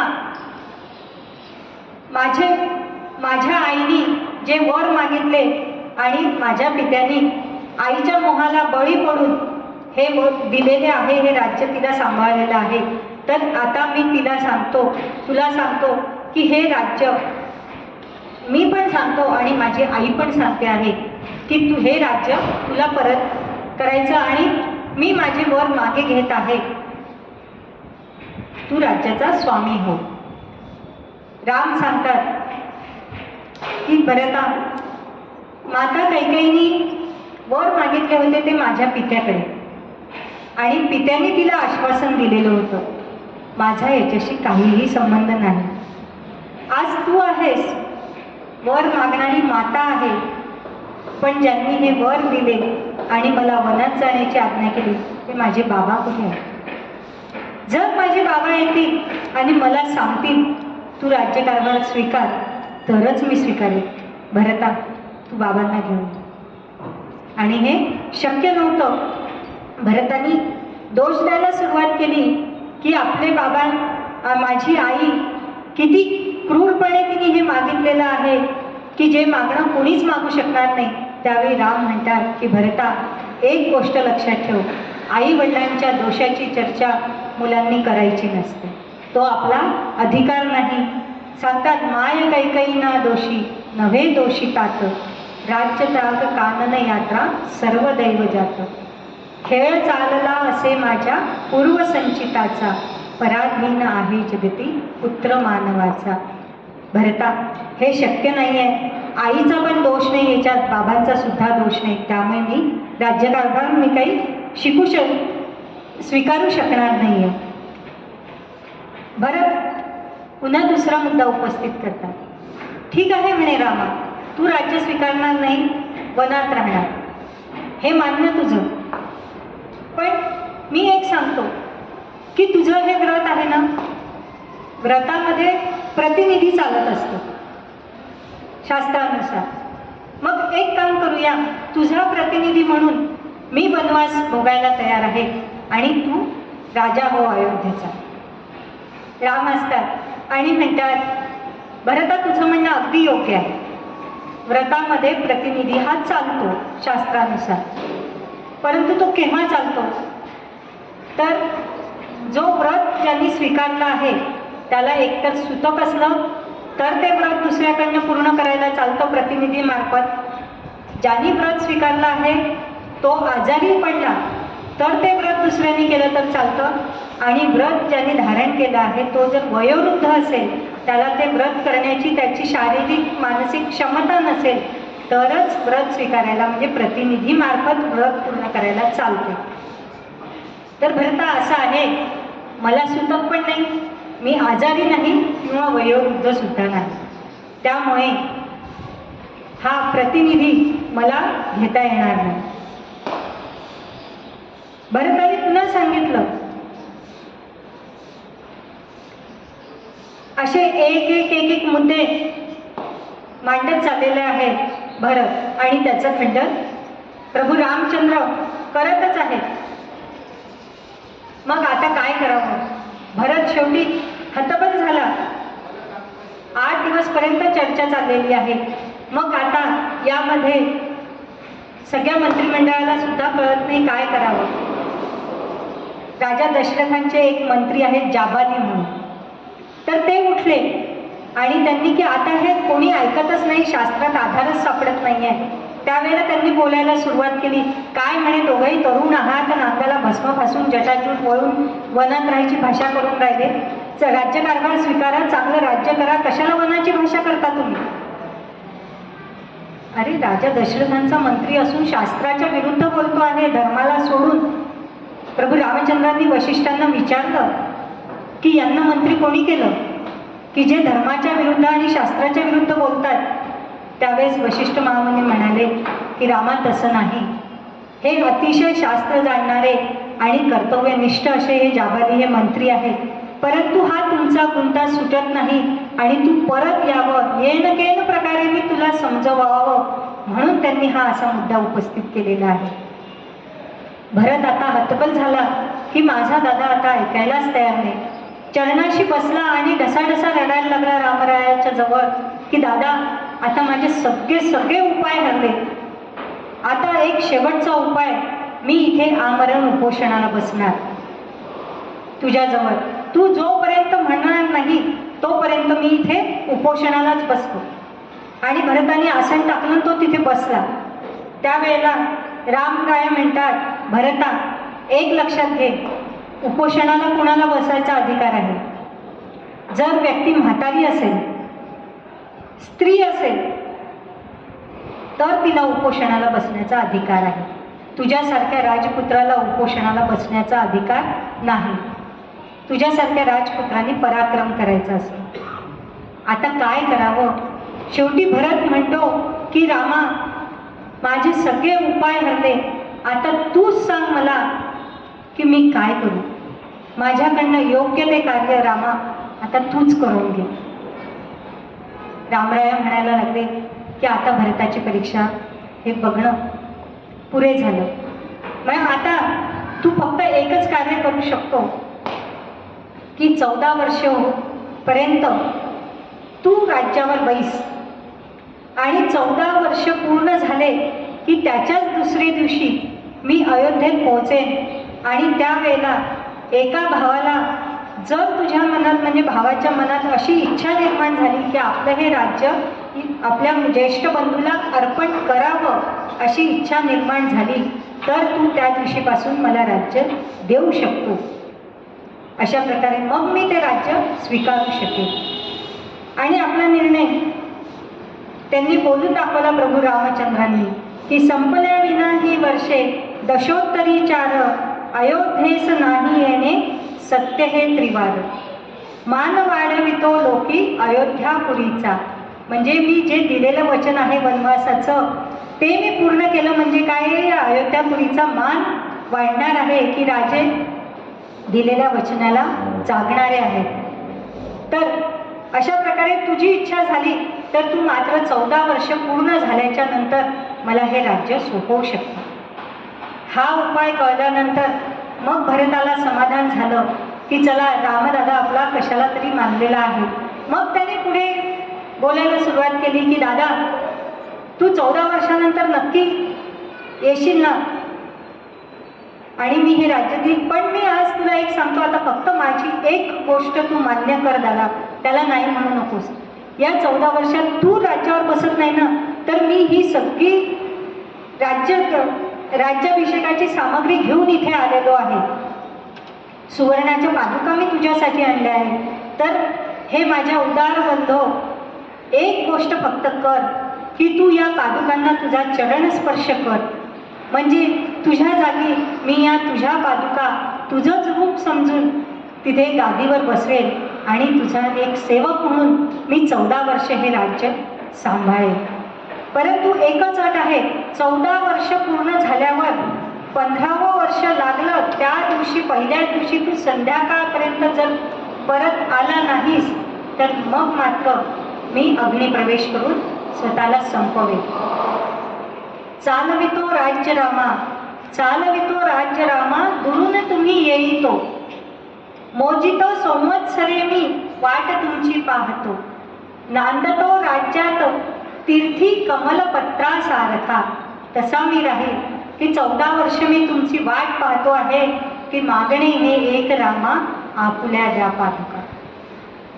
आणि पुन्हा मग कसं की सांगता तेव्हा न आले, सांगता तेव्हा न आले, चरण जर का मागुती, त्या क्षणी या तुच्छ तनूची अग्निदेवा आहुती.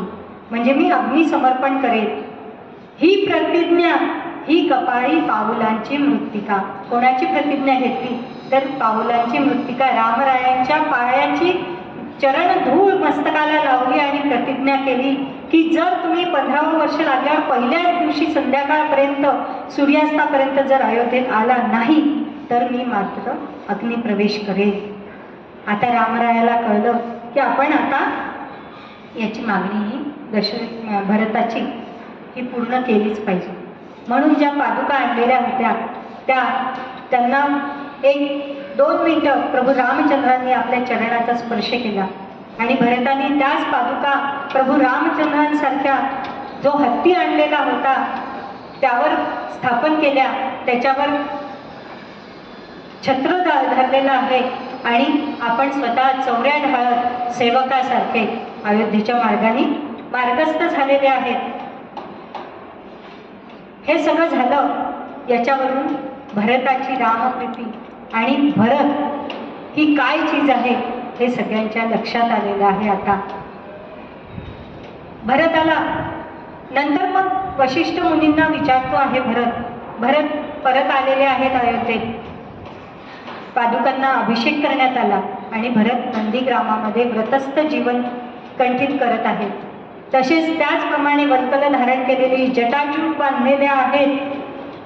वाल्मिकींनी त्यांचं वर्णन करताना म्हटलेलं आहे, वल्कल जटाधारी नंदीग्रामे वसत प्रभू.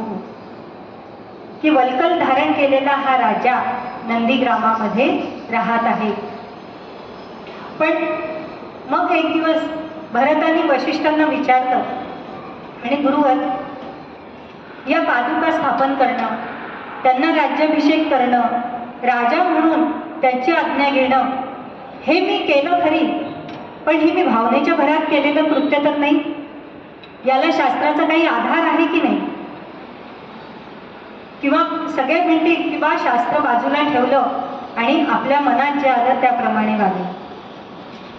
वशिष्ठ महामुनी म्हणतात, भरता, तू आजोळाहून परत आल्यापासून मी तुझं प्रत्येक वागणं अगदी लक्षपूर्वक पाहतो आहे आणि मी तुला सांगतो की तुझं कुठलंही वागणं शास्त्राला सोडून नाही.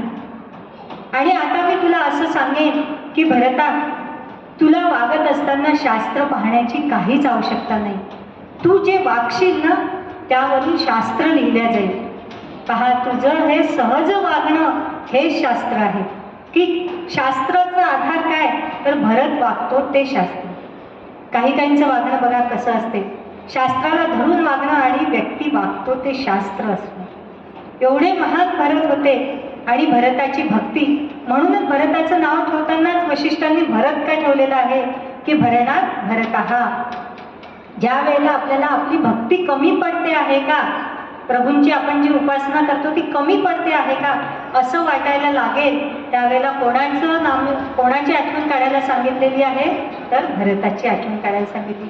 असं भरताचं हे वशिष्ठांनी ठेवलेलं नामकरण केलेलं हे इतकं सार्थक झालेलं आहे.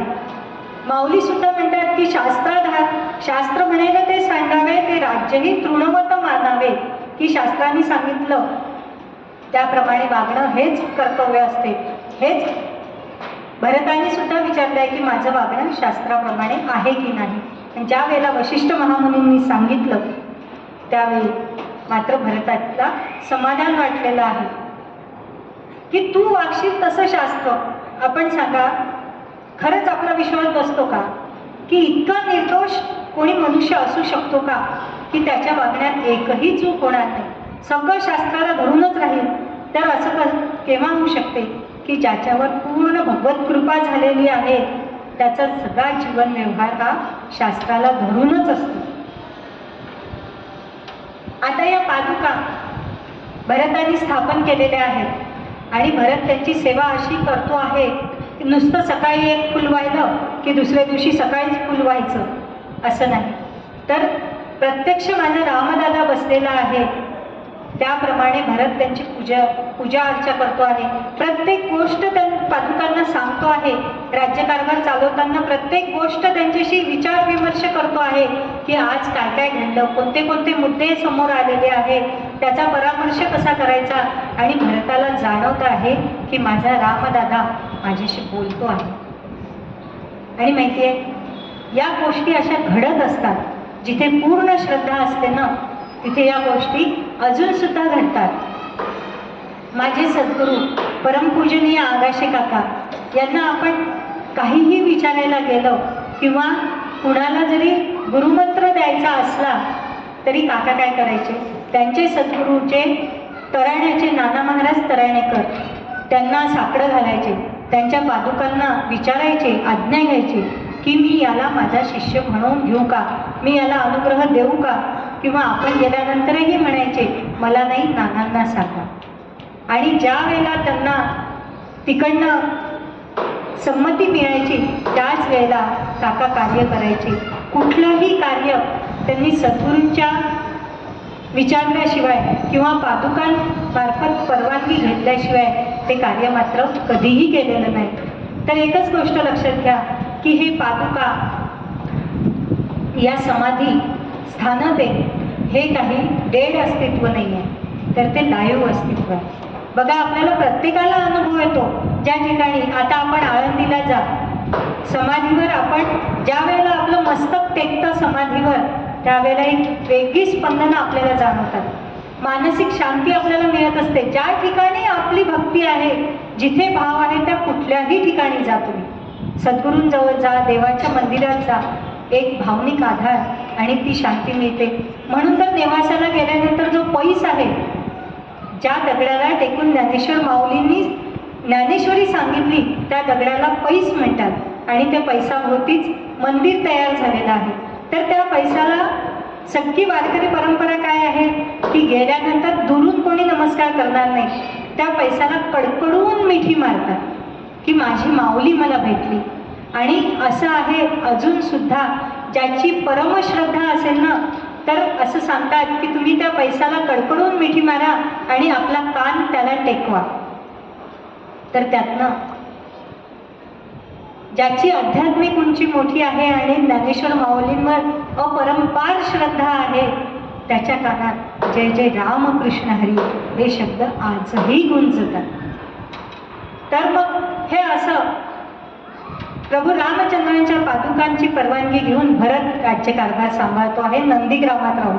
त्यांनी सगळ्या आपल्या अयोध्येच्या राजवाड्याचा त्याग केलेला आहे. आणि भरताची तर इतकी प्रभू रामचंद्रांचा सेवक म्हणून एवढी निष्ठा आहे असं सांगितलेलं आहे की ज्या भूमीवर की आता माझा रामदादा भूमीवर चालतो आहे, भूमीवर बसतो आहे, तर त्याच्या बरोबरीत भूमीवर मी बसायला नको कारण मी त्याचा सेवक आहे.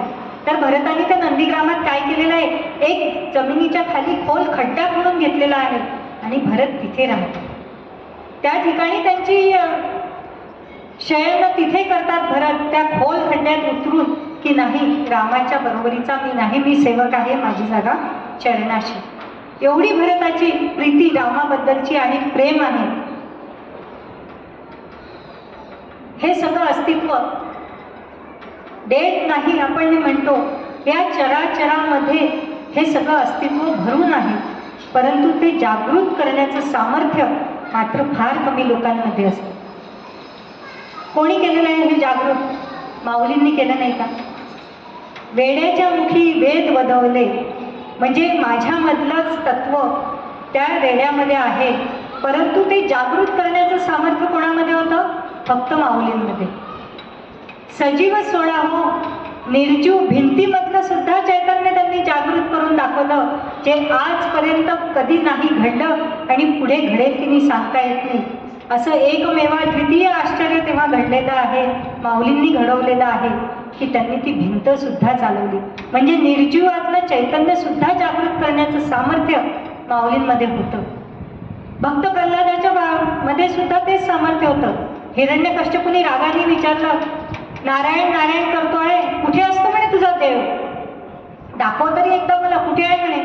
म्हणे बाबा, माझा देव तर या चराचरात भरलेला आहे, शांततेने सांगतोय. ते ऐकलं, हिरण्यकश्यपूचा पारा आणखीन चढला. सगळीकडे आहे, दाखवू शकतो तुम्हाला? मग हा समोरचा खांब आहे ना, यात आहे का म्हणे तुझा देव? दाखव तर. आहे म्हणे बाबा. आणि काय घडलेली आहे कथा आपल्याला सगळ्यांना माहिती आहे. हिरण्यकश्यपूने लाथ मारली आणि त्यातून कोण झालं? नरसिंह भगवान प्रकट झालेले आहेत. म्हणजे या चराचरात आहे, पण ते जागृत करण्याचं सामर्थ्य कोणामध्ये होतं? भक्त प्रल्हादामध्ये, माऊलींमध्ये ते सामर्थ्य होतं. त्यामुळे आपण अविश्वास का दाखवतो? आपल्यामध्ये ते सामर्थ्य नाही. इथेच सगळी भानगड आहे की आपल्यामध्ये ते सामर्थ्य नाहीच. मग आपण काय म्हणतो? अंधश्रद्धा. पहिले आपण सामर्थ्य मिळवा, मग बोला. तर अशा प्रकारे भरत आपला राज्यकारभार चालवायला लागलेला आहे. आणि आता भरताचा इकडे राज्यकारभार चालू झालेला आहे. अयोध्येत सगळं राज्य स्थिर स्थावर व्हायला लागलेलं आहे. भरत नंदीग्रामामध्ये राहून राज्यकारभार करतो आहे. इकडे राजवाड्यामध्ये आपण पाहिलेलं आहे की शत्रुघ्न आहे आणि माता कैकेयी, कौसल्या, सुमित्रा माता आहे, उर्मिला, श्रुतकीर्ती, मांडवी, या सगळ्यांना मात्र सांभाळत, त्यांची मनस्थिती जपत शत्रुघ्न सगळा राज्यकारभार पाहतो आहे. आणि रामांनी निघताना शत्रुघ्न आणि भरताला एक गोष्ट निक्षून सांगितली होती की लक्ष्मणा, शत्रुघ्न, एक गोष्ट लक्षात ठेवा, या 14 वर्षामध्ये कैकेयी मातेला एकही अपशब्द कुणीही बोलायचा नाही. हे सांगून ठेवलेलं होतं रामाने. पहा रामाचं मन किती मोठं की जिच्यामुळे वनवासाला पत्करावा लागलेला होता, परंतु मातेला एकही अपशब्द बोलायचा नाही, ही आज्ञाच रामाने केलेली होती आपल्या भावांना. आणि आता इकडे राम. आपण आता पुन्हा चित्रकूटाकडे येऊया. ज्या वेळेला सगळेजण आले गेले आणि आता चित्रकूटावर राम आहे हे सगळ्या अयोध्याजनांना माहिती झालं होतं. सगळी वर्दळ वाढलेली होती चित्रकूटावरची. त्यामुळे काय व्हायला लागलेलं होतं? तिथलं जनजीवन मात्र विस्कळीत व्हायला लागलं. त्या जंगलातल्या पशुपक्ष्यांची हालचाल, त्यांचा मनमोकळेपणा, त्यांना ते जंगलातलं वावरणं, मनुष्यांचा वावर सगळा पशुपक्ष्यांना त्रासदायक व्हायला लागलेला होता. जे ऋषीमुनी त्या परिसरात राहत होते त्यांना सुद्धा आता या राक्षसांचा त्रास वाढलेला होता. कारण या राक्षसांनी बघितलेली होती अयोध्येची सेना आणि ती आलेली आहे हे पाहिलं. त्यामुळे त्यांनी या ऋषीगणांवर आणखीन अत्याचार करायला सुरुवात केलेली होती.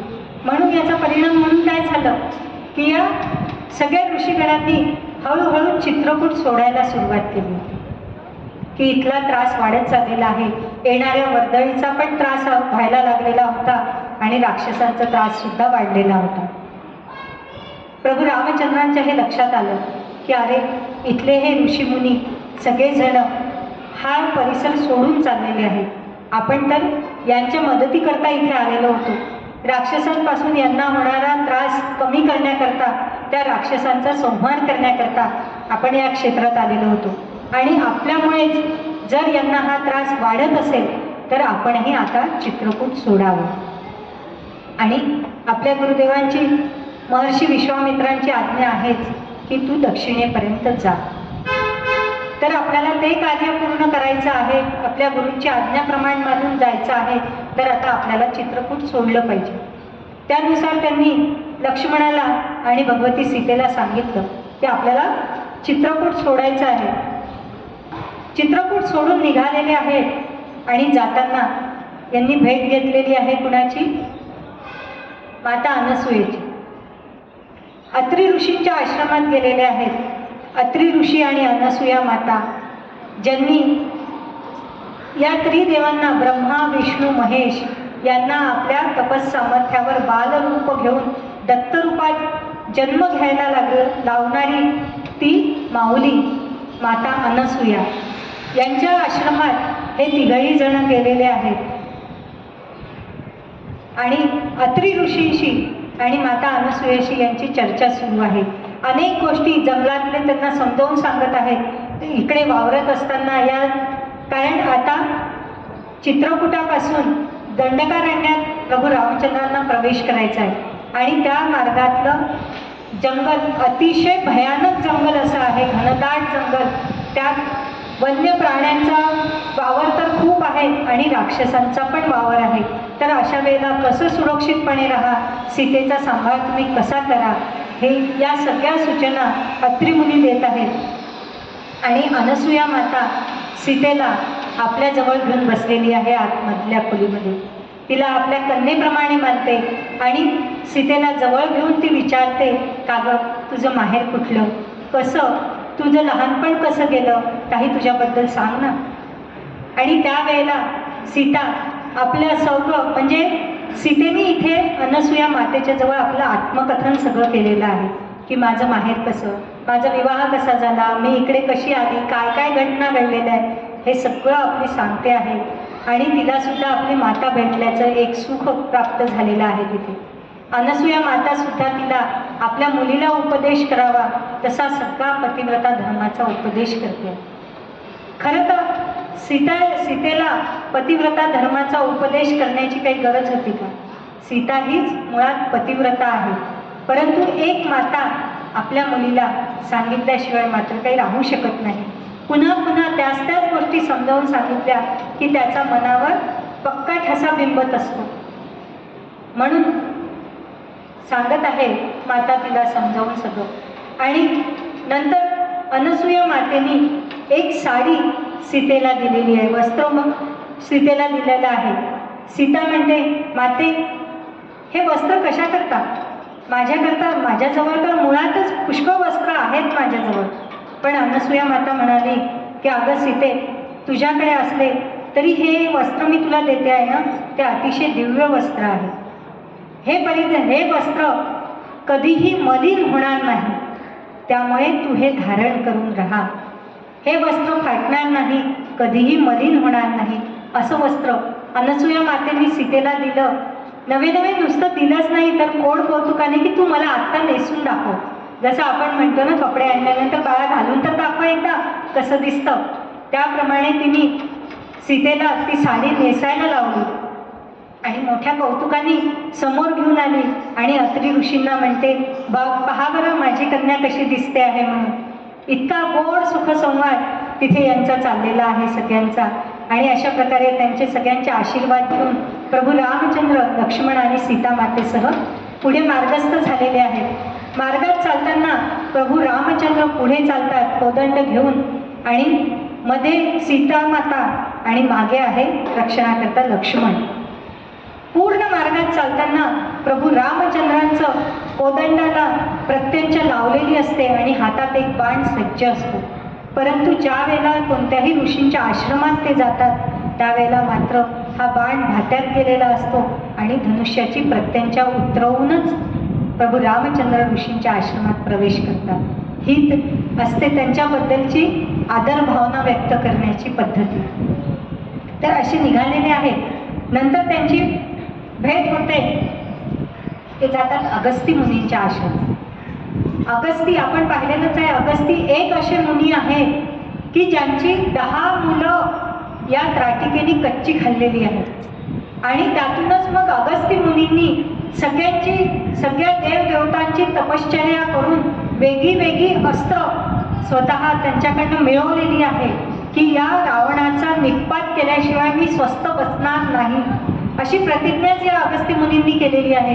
आणि तो सगळा प्रचंड असा शस्त्रसाठा, पूर्ण शस्त्रागार हे अत्रि मुनींच्या जवळ आहे, अगस्ती मुनींच्या जवळ आहे. तर अगस्ती मुनी आणि त्यांची पत्नी लोपामुद्रा यांच्या आश्रमात प्रभू रामचंद्र, लक्ष्मण आणि सीतेसह येतात. त्यावेळेला अगस्ती मुनींनी हा सगळा शस्त्रसाठा प्रभू रामचंद्रांना दाखवलेला आहे. अगस्ती मुनींचा मुक्काम आहे ते राहतात प्रवरेच्या काठी, म्हणजे आता ते नगर जिल्ह्यात अकोले म्हणून आहे, तिथे ते ठिकाण येतं. अजूनही तिथे अत्रि मुनींचा आश्रम दाखवला जातो. तर तिथे हा शस्त्रसाठा आहे. आणि यावेळेला मात्र अगस्ती मुनी आणि लोपामुद्रा दोघंही सांगतात की हे अरण्य अतिशय घनदाट आहे, इथे इतके राक्षस राहतात आणि ते वेगळे वेगळे रूप घेऊन प्रकट होतात. त्यामुळे सीते, तू या वनात कधीही एकटी राहू नकोस. रामा, तू नाही तर लक्ष्मण सदोदित सीतेच्या सोबत राहा. इथे एकटी राहणं हे फार धोक्याचं आहे आणि कोणत्या रूपात कोण येईल हे राक्षस विविध रूप धारण करणारे आहेत. त्यामुळे सीते, एक गोष्ट लक्षात ठेव की कोणत्याही अनोळखी व्यक्तीवर तू कधीच विश्वास ठेवू नकोस. या सगळ्या सूचना अगस्ती मुनींनी सीतेला, रामाला आणि लक्ष्मणांना दिलेल्या आहेत. आणि तिथून अगस्ती मुनींचा निरोप घेऊन प्रभू रामचंद्र आता निघालेले आहेत दंडकारण्याच्या दिशेने. चालता चालता त्या घनदाट अरण्यात पोचलेले आहेत आणि इतक्यात एका प्रचंड राक्षसाने झाडावरून झेप घेऊन सीतेला उचलून घेतलं. कोण होता हा राक्षस? तर तो होता विराज. त्यांनी सीतेला प्रभू रामचंद्र आणि लक्ष्मणांना कळायच्या आतच त्यांनी झडप घातली सीतेवर आणि तिला उचलून घेतलं. सीता आक्रोश करून राहिलेली आहे. प्रभू रामचंद्रांनी आपला बाण सज्ज केला, लक्ष्मणाने सुद्धा सज्ज केला आणि आता त्याच्यावर सोडायचा. पण सोडणार कसा? कारण तो सीतेचा ढालीप्रमाणे उपयोग करायला लागला. म्हणजे जर रामाने लक्ष्मणाने बाण सोडला तर तो पहिले लागणार सीतेला. आता काय करावं यांना समजेना असं झालेलं होतं. त्यानंतर त्यांनी की मी या सीतेला आता घेऊन जाणार, तुम्ही माझं रक्षण करू शकत नाही. परंतु हे संधी साधून काही बाण रामाने सोडलेले होते. त्या बाणांनी थोडा घायल झाल्यामुळे विराजाने काय केलं, सीतेला खाली सोडलं आणि राम लक्ष्मणांना उचलून घेतलं. आता सीता मदतीसाठी आक्रोश करून राहिली की कोणीतरी मदत करा. पण त्या घनदाट अरण्यामध्ये कोण येणार? सीतेचा आवाज तर वाऱ्यातच विरून गेला. त्या विराजांनी असा विचार केला की ही सीता मला अशी मिळणार नाही ना, हे दोघं जण माझा पाठलाग करतील, माझ्याशी लढाई करतील.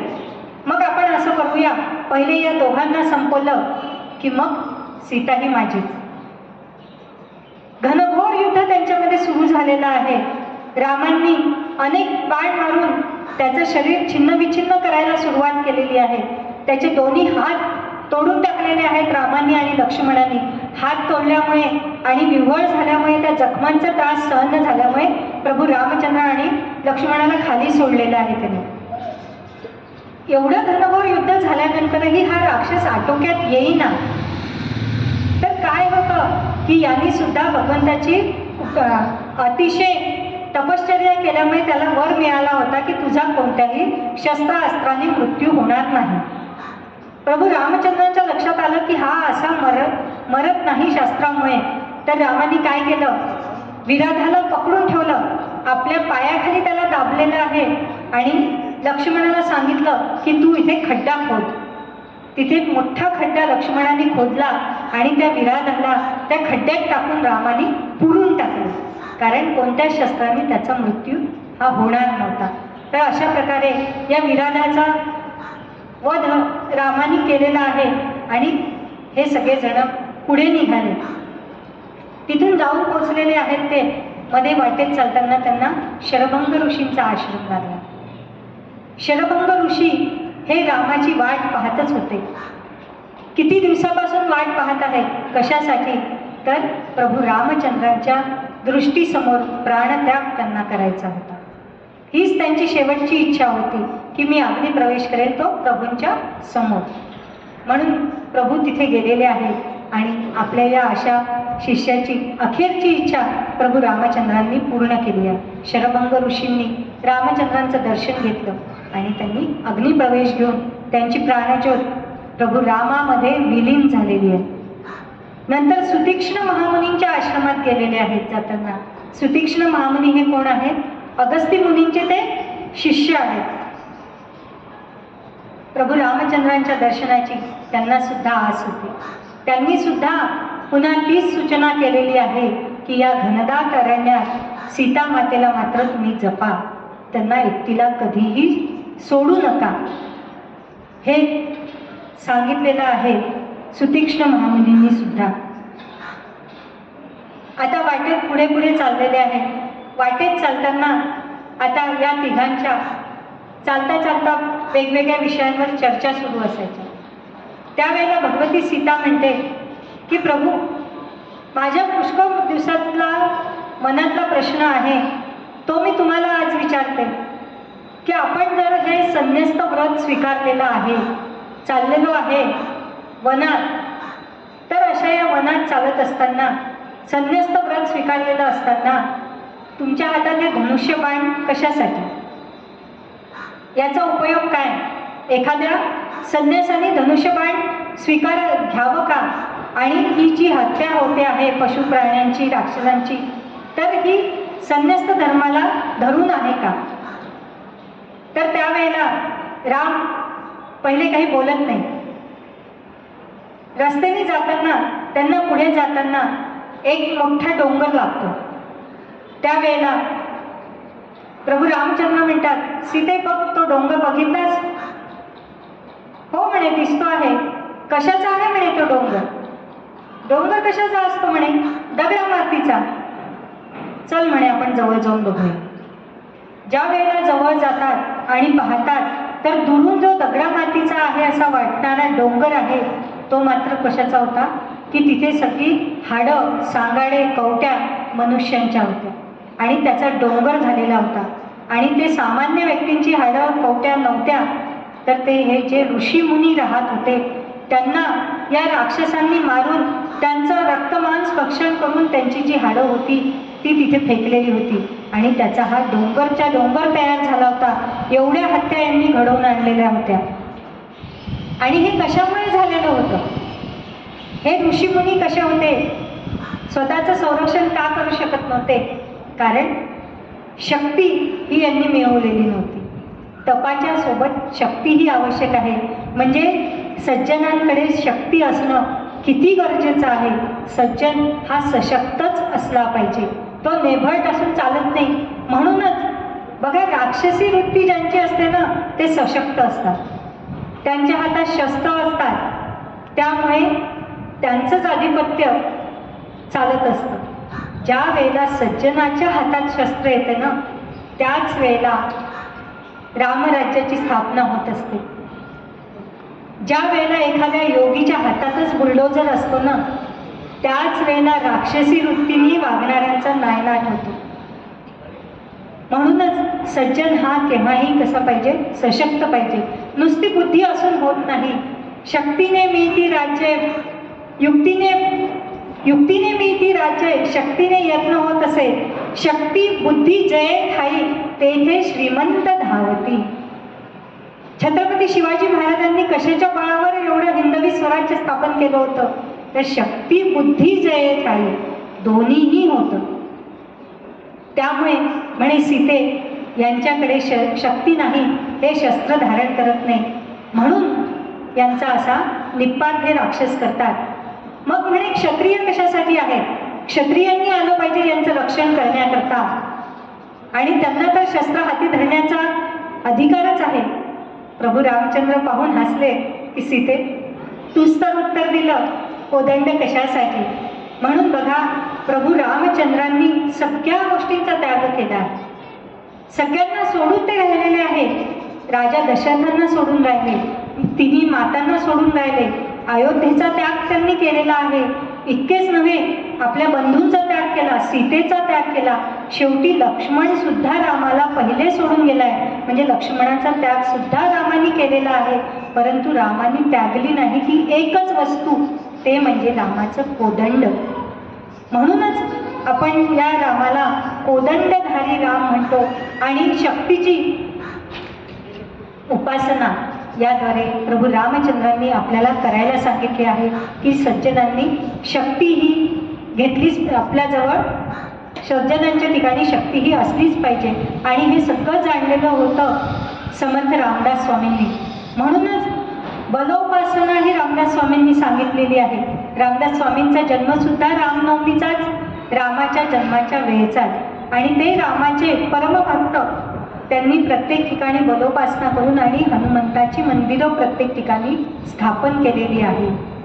असे हे प्रभू रामचंद्र रक्षणाकरता आणि आता निघालेले आहेत पंचवटीच्या दिशेने. कारण ज्या वेळेला इकडे सगळ्या साधू संतांनी चित्रकूट त्यागला, त्यावेळेला आता सगळेजण निघून गेलेले आहेत. अयोध्येच्या जनांना प्रभू रामचंद्रांनी सांगितलेलं आहे की तुम्ही इकडे येऊन या वनाचं भंग करू नका, इथल्या शांततेचा वगैरे, की आता कोणीही वनात मला भेटायला येऊ नका. असं हे सगळं झालं. हळूहळू ते सगळे साधू संत निघून चालल्यामुळे इकडे राक्षस पण येणं आता कमी व्हायला लागलेलं होतं. की साधू संतच नाही, मग कोणाला त्रास द्यायचा. राक्षसांचं येणं पण कमी झालेलं होतं. आणि प्रभू रामचंद्रांना ब्रह्मर्षी विश्वामित्रांनी काय सांगितलेलं होतं की रामा, या संपूर्ण राक्षसांचा तुला नायनाट करायचा आहे. त्याकरता दक्षिणेपर्यंत जा. आणि जर आता हे राक्षसच येणं इथे बंद झालं तर हे राक्षसांचं संकट आणि या सगळे हे राक्षस जे ज्याचे हस्तक आहेत, तो रावण, तो बसलेला आहे लंकेमध्ये, तो अजून समोर आलेलाच नाही. हे सगळं कार्य तो करतो आहे आपल्या हस्तकांच्या करवी. आणि खरा मास्टर माइंड तर आहे लंकेत बसलेला. त्याच्यापर्यंत आपल्याला पोचलं पाहिजे. तो समोर येत नाही तर हे रावणाचं संकट आपण कसं ओढवून घ्यायचं. आणि त्याकरता मला दक्षिणेत गेलंच पाहिजे, रावणापर्यंत पोचलंच पाहिजे. या विचाराने प्रभू रामचंद्र दक्षिणेकडे जायला निघालेले आहे, पंचवटीच्या रस्त्याला. आणि ते आता हळूहळू पंचवटीपर्यंत जाऊन पोचतील. तोपर्यंत आता तो पुढचा कथाभाग आपण उद्याच्या कथेत बघूया. आपण उद्या पंचवटीला जाणार आहोत, त्यासाठी सगळ्यांनी सिद्ध राहा. प्रभू रामचंद्रांसोबत आपल्यालाही जायचं आहे. आता चित्रकूटावरून निघायचं आहे आणि पंचवटीला पोचायचं आहे. पुंडलिक वरदा हरी विठ्ठल, श्री ज्ञानदेव तुकाराम, पंढरीनाथ महाराज की जय, माऊली ज्ञानेश्वर महाराज की जय, जगद्गुरु तुकाराम महाराज, राष्ट्रगुरु समर्थ रामदास स्वामी महाराज की जय, सियावर रामचंद्र की जय, पवन सुत हनुमान की जय, बोलो रे भाई सब संतन की जय, भारत माता की जय, गौ माता की जय, आर्य सनातन वैदिक हिंदू धर्म की जय. आता जोशी काका एक पद